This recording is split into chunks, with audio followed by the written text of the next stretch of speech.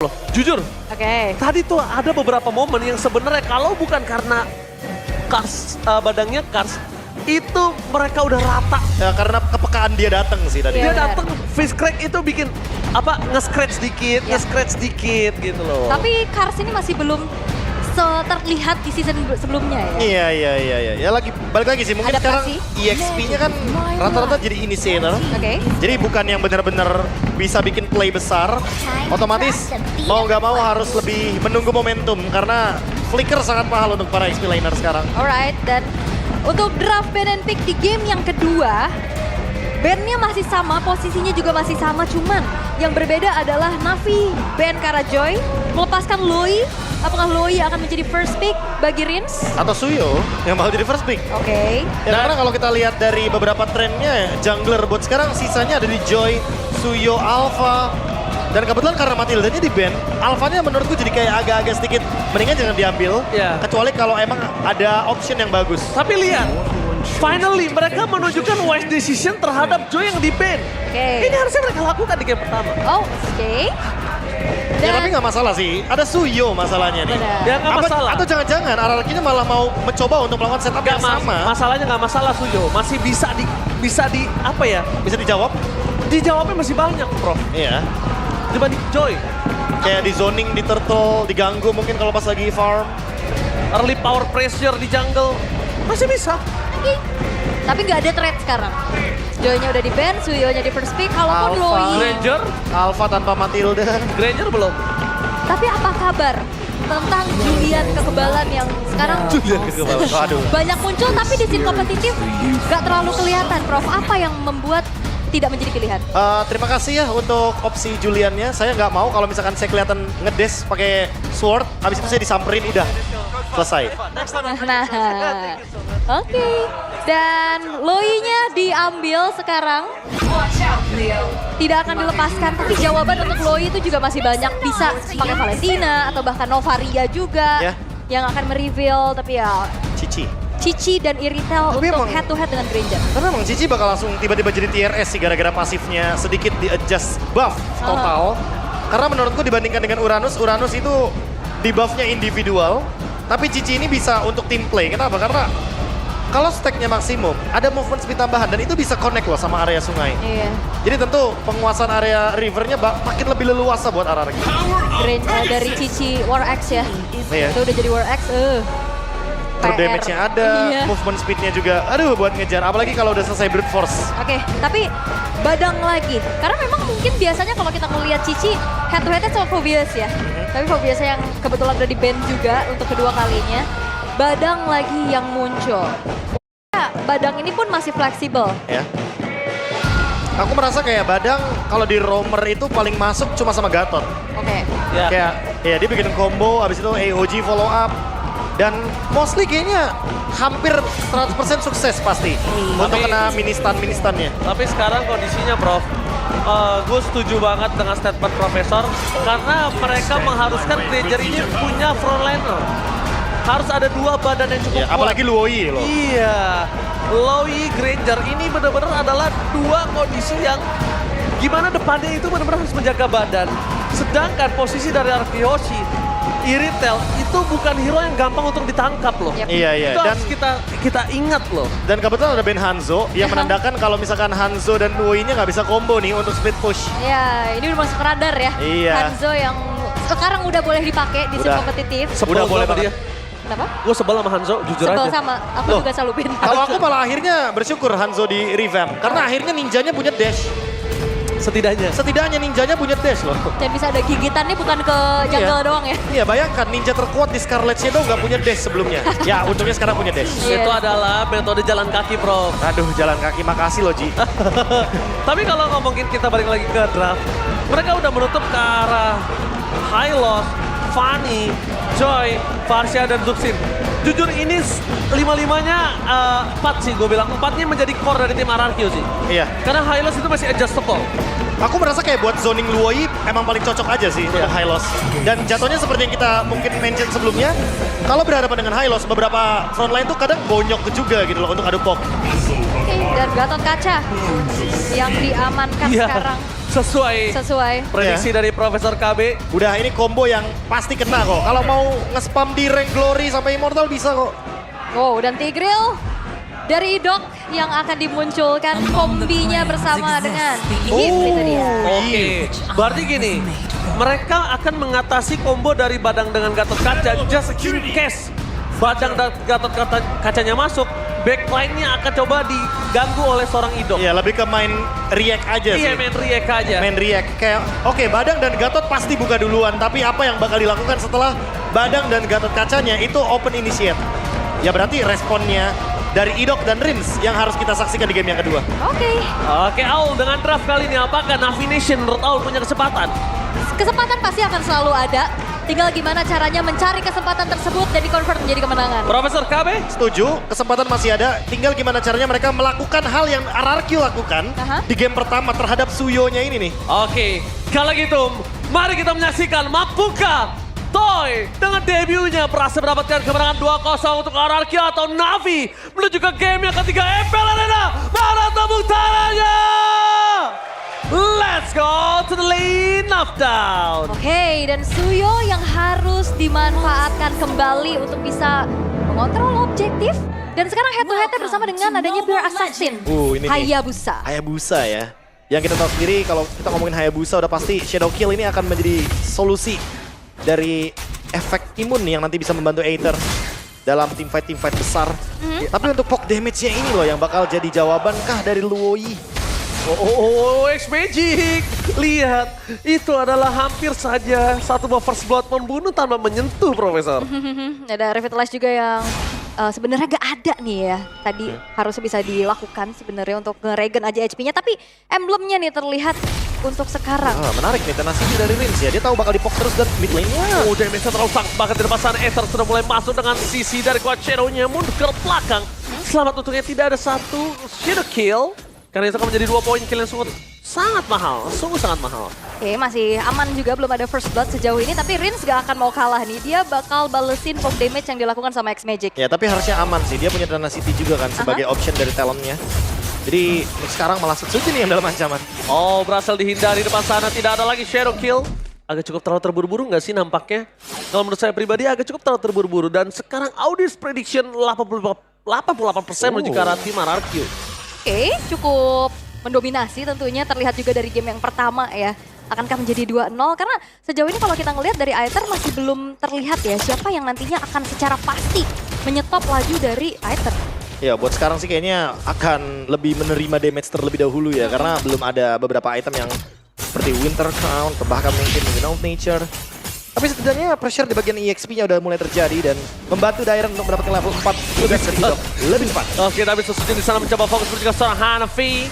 Dengan poin kill yang cukup berat didapatkan Hanafi, tapi reward manipulation first blood. Rich, wise decision dengan membuka reward manipulation yang harusnya bisa dia buka di arah Turtle.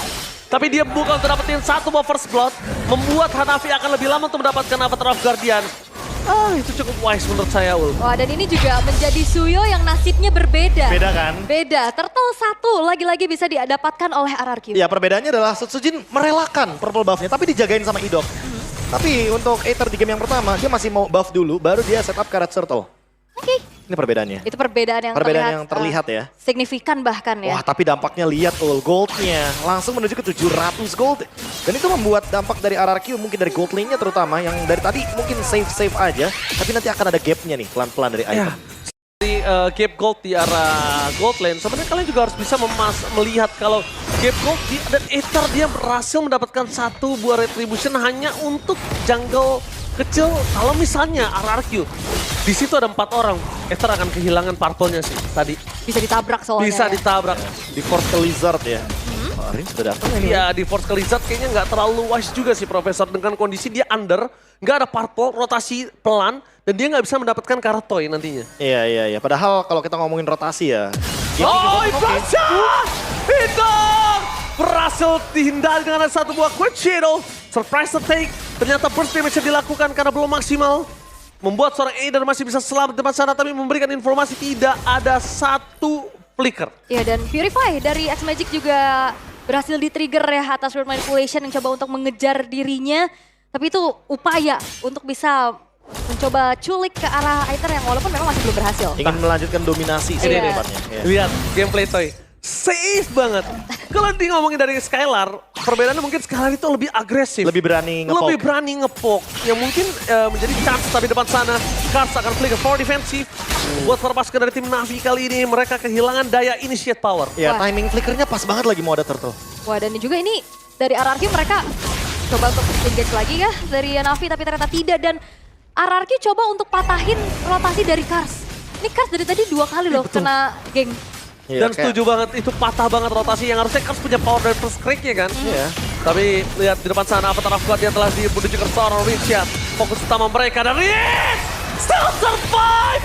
My God! Dibalikan kembali ke arah bahkan para pasukan dari tim Navi mereka yang kehilangan SPJ dan juga Hanafi akan menjadi poin kill yang kedua.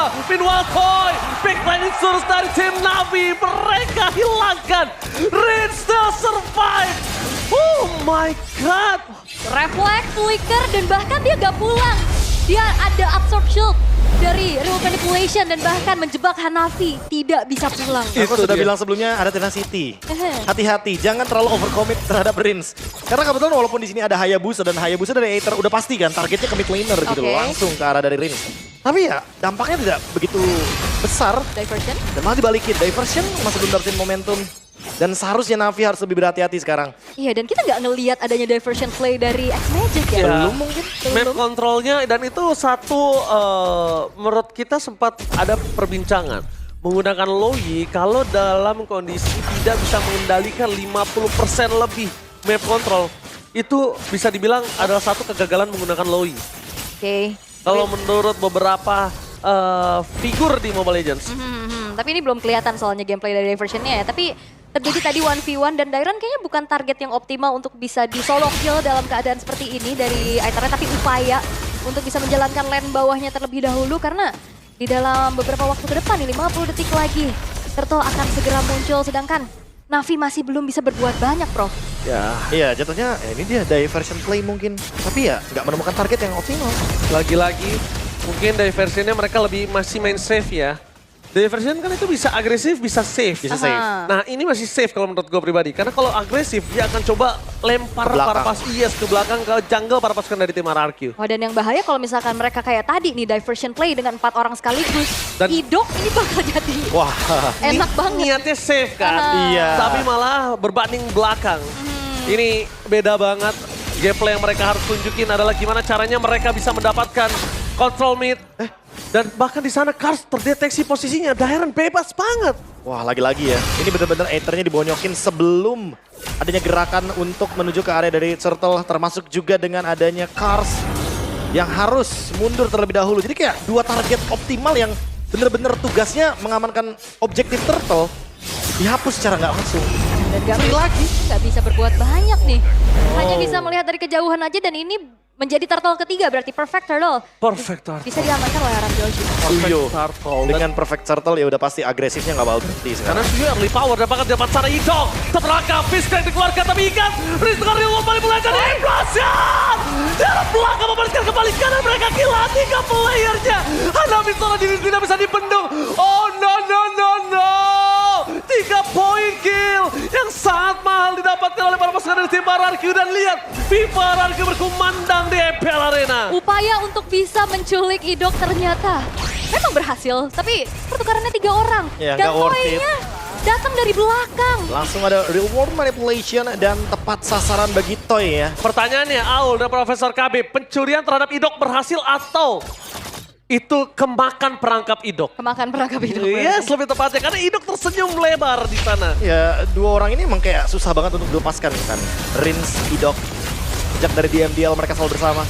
Dan ini yang mungkin menjadi salah satu sinergi mereka juga. Mereka nggak bisa kalau misalkan harus dimakan satu. Harus dua-duanya soalnya. Oke, lihat apakah ada shadow kill terbagi dan lihat Rin siap masih selamat. Minggu di depan sana tidak lagi kuat shadow di arah belakang yang terserang ke tangan Consent Call. Hilang, no Aether. No power of retribution. No purple buff, Aether akan lumpuh mendadak. 6.000 gold difference ini. Kayaknya serasa 12.000 gold difference. Ini udah terlalu, bahkan jadi gameplay Lui-nya nggak kelihatan sama sekali nih. Iya. Dampak hanya dari perfect turtle ya. kayak menutup map dari Lui juga. Kalau kita ngomongin soal bagaimana glowing one yang dibutuhkan dari X Magic juga. Terlambat ya. Kayaknya udah cukup terlambat sih. Karena mau gimana pun nantinya ke depannya, member dari RRQ juga akan memiliki sustainability daripada Magic itu sendiri. Oke. Radiant Armor juga udah di buff. Iya, udah pasti bakal masuk ke dalam option. Alright, tapi Lord sudah muncul di menit yang ke-9. Zoning out yang dilakukan sama RRQ ngebuat dari Navi pun sulit untuk mengintip, dan ini dia Kating Power yang terlihat di game pertama pun menjadi sebuah keunggulan yang dimiliki oleh RRQ, dan ini dilakukan lagi. Mereka nggak terlalu terburu-buru, Bro. Banget. Itu pokoknya sakit banget loh retailnya. Dengan 3 core item yang dia miliki. Udah jadi ya, tadi Windtalker ya item ketiga. Udah. Itu cuma cukup sih. dicepret doang loh. Bersolnya ada armor break juga kan. Oke, tapi lihat para pasukan dari tim Navi. Mereka udah harus kehilangan terhadap Lord yang bisa mereka miliki. Dan para pasukan dari tim Navi. Orisia!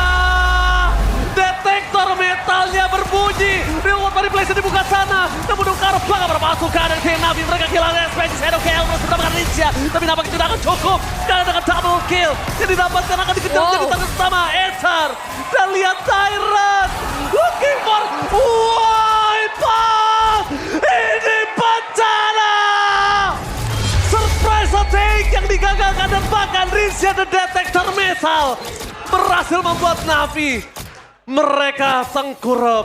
Gak ada yang bisa berbuat apa-apa. Itu dia poke spam dari Void Crystal, Void Blast yang juga mengganggu adanya upaya sneaky peeky yang dilakukan atas diversion. Dan ini akan jadi petaka karena wipe out, dan sekarang Lord akan kembali di slow push di area bottom lane. Gila, detektor metalnya lihat. Iya. Cut, nyung lah. Itulah yang kita sebut dengan game sense ya. Game Oke. sense. Ketika memang melawan Luoi atau beberapa hero-hero yang punya kapasitas untuk melakukan flank, ketahuilah bahwa backline kalian nggak aman dan Flicker, dapat lepas sana mereka Acer. Terus mendapatkan satu point kill. Middle lepas sana Curtain Call masih menutup 2 pemain para pasukan dari tim Navi. Tidak ada following up damage dari seorang Dairon, harus kehilangan shutdown-nya. Agak terlalu terburu-buru. Agak cukup terlalu terburu-buru dan memaksa untuk mendapatkan poin kill. Kayaknya itu nggak wise banget untuk Dairon. iya, jadi 1 tukar 1 ya sebenarnya. Jadi ada keuntungan sedikit yang didapatkan sama Navi. Setidaknya Daripada tidak sama sekali kan, mereka akhirnya masih mampu untuk mempertahankan Lordnya. Tapi untuk next Lordnya nih harus hati-hati karena Navi kalau mau melakukan hal yang serupa, harusnya RRQ udah lebih peka juga. Mungkin Dairon bisa masuk seperti itu kondisinya kalau Idok bener-bener yang semua nahan badan dapat habis break.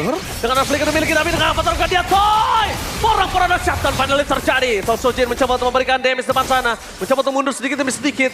Tidak ada objektif. Tapi para pasukan dari tim Navi. Lihat surprise terhadap Sojin. Shadow kill-nya mencoba dihindari dan ternyata masuk semua damage-nya. One last hit. Sojin still survive. Bahkan dibalikin kanan ke seorang Richard. Triple kill. Lagi pemania. Tanpa para pasukan dari tim Navi. Mereka hampir terwipe out. One last man standing. X-Magic. Can you survive? Tapi nampaknya tidak. Ini dia. Ini bencana. Rex Dragon Kill dengan Toy sebagai line up terbaru mereka. Membuat Navi wipe out kesekian kalinya. Looking for endgame. Dan ini dia.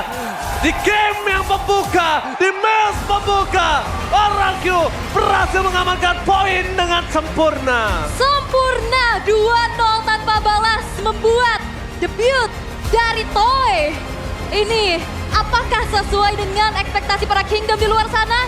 Harusnya iya.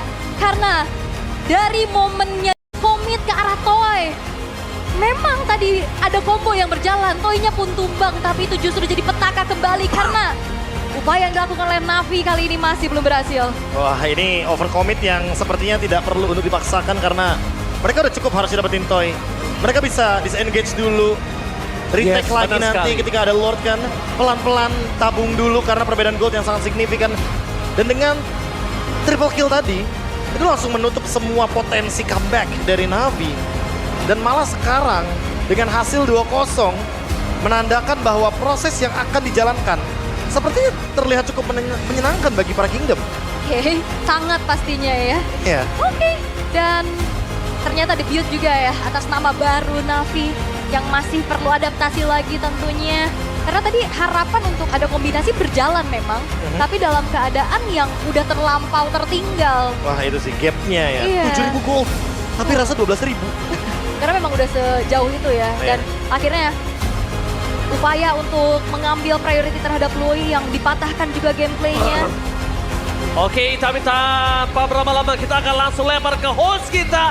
Take it away. Dan RRQ mendapatkan kemenangan